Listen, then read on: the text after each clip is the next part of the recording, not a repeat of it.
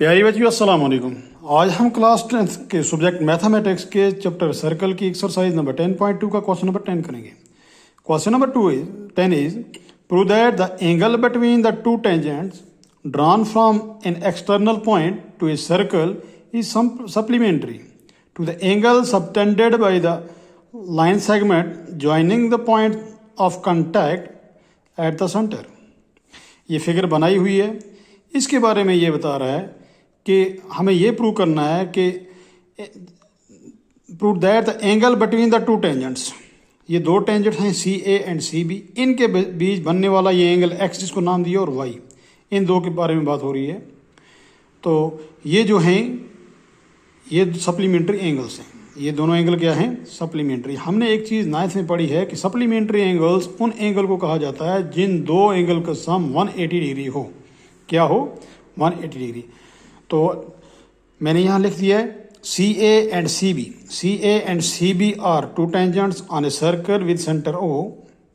O A perpendicular to A C and O B perpendicular to B C because these are the radius of and radius perpendicular to tangents. Radius perpendicular to tangents at the point of contact. OA and OB both are radius.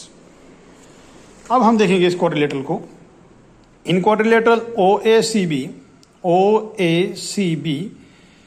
Angle X plus angle Y plus angle A plus angle B is equal to 360 degree. Angle A and B both are 90 degrees angle. तो angle X plus angle Y plus 90 degree plus 90 degree is equal to 360 degree.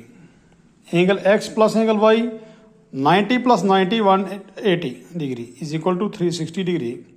Angle X plus angle Y is equal to 360 degree minus 180 degree. ये 180 जो equal to के left side था positive था, इसको transpose किया left to right, तो ये positive था नेगेटिव बन गया।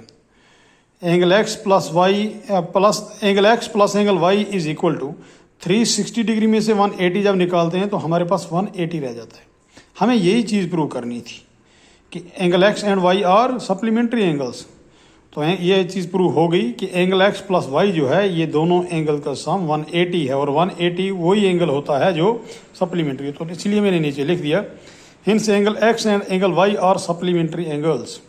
तो इसके साथ ही क्वेश्चन नंबर 10 मुकम्मल हो गया। अब क्वेश्चन नंबर 11 की तरफ हम बढ़ेंगे। Question number 11 of exercise number 10.2 is prove that the parallelogram circumscribing A circle is rhombus. हमें यह बताना है कि ये जो पैरेललोग्राम है ABCD जो सर्कमस्क्राइब करती है सर्कल को, ये एक रोम्बस है। सर्कमस्क्राइब करना क्या हुआ? पिछले क्वेश्चन में मैंने बताया था ऐसी क्वाड्रिलेटरल, ऐसी फिगर, ऐसी पैरेललोग्राम जो इसको सर्कल को 4 जगहों पे टच करे। जैसे इसने P पे, पॉइंट Q पे, पॉइंट R पे और पॉइंट S पे, इस पैरेललोग्राम ने इसको टच किया है सर्कल को। That we solve the question number 11। ABCD is a parallelogram circumscribing a circle. AB is equal to DC and AD is equal to BC। AB जो बराबर है ये DC के बराबर है और AD जो है ये BC के बराबर है। क्यों? Opposite sides of parallelogram. हमने पढ़ा है कि पैरेललोग्राम के जो अपोजिट साइड होते हैं वो आपस में बराबर होते हैं। अब हम आगे बढ़ते हैं। AP is equal to AS। AP is equal to AS। क्यों? पिछले क्वेश्चन में भी, क्वेश्चन नंबर 9 में मैंने बताया था कि इसमें जब टेंजेंट सेम पॉइंट्स हो तो तब ये बराबर होते हैं। तो मैंने आगे लिख दिया reason tangent from A। Tangent जो है ये A से निकलता है, ये टेंजेंट भी और ये टेंजेंट भी, इसलिए ये बराबर है। BP is equal to BQ, same BP is equal to BQ। यहाँ भी वही रीजन है tangent from B, that is equation number 2। CR is equal to CQ, CR is equal to CQ, यहाँ भी tangent from C।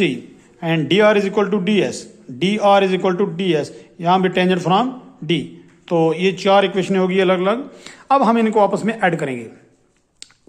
Add first, second, third and fourth, चारों इक्वेशनों को जब हम ऐड करेंगे तो इसमें क्या होगा, हमने लेफ्ट साइड वालों को लेफ्ट साइड ही लिखना है और राइट साइड वालों को राइट साइड ही लिखना है। लेफ्ट साइड में है A P plus B P, A P B P C R and D R. मैंने लिख दिया A P plus B P plus C R plus D is equal to right side A S plus B Q plus C Q plus D S. A S plus D S, मैंने ये D S पहले लिखा क्योंकि ये A S plus D S आपस में जोड़कर क्या हो जाते हैं, ए डी हो जाते हैं, इसलिए मैंने लिखा A S plus D S, उसके बाद B Q plus C Q, B Q plus C Q. अब A P plus B P, यहाँ देखें A P plus B P ये मिलके बनता है ए बी, तो मैंने लिख दिया ए बी। इसी तरह C R plus D R, C R plus D R ये दो आपस में मिलकर C D R D C, D C बनता है, तो मैंने ये लिख दिया is equal to A S plus D S, A S plus D S ये आपस में मिलकर ए डी बनता है, तो मैंने यहाँ पे लिख दिया A D plus B Q plus C Q, B Q plus C Q ये आपस में मिलकर बी सी बनता है, तो मैंने भी लिख दिया A D plus B C. अब हमने एक चीज ऊपर पहले देखी है A B plus D C, मैंने नीचे लिखा A B plus A B. ऐसा क्यों लिखा है? इसलिए यहां पे हमने एक चीज प्रूव की है A B is equal to D C, तो हम इस डी सी के बदले भी ए बी ही लिखेंगे। सेम इस तरह भी यहां भी A D plus B C, तो मैंने लिखा B C plus B C. यहां पे हमने लिखा है ए डी बराबर होता है बी सी के, तो लिहाजा इस ए डी के बदले भी हम बी सी लिखेंगे। तो A B plus A B हो जाता है two A B and B C plus B C हो जाता है टू बी सी।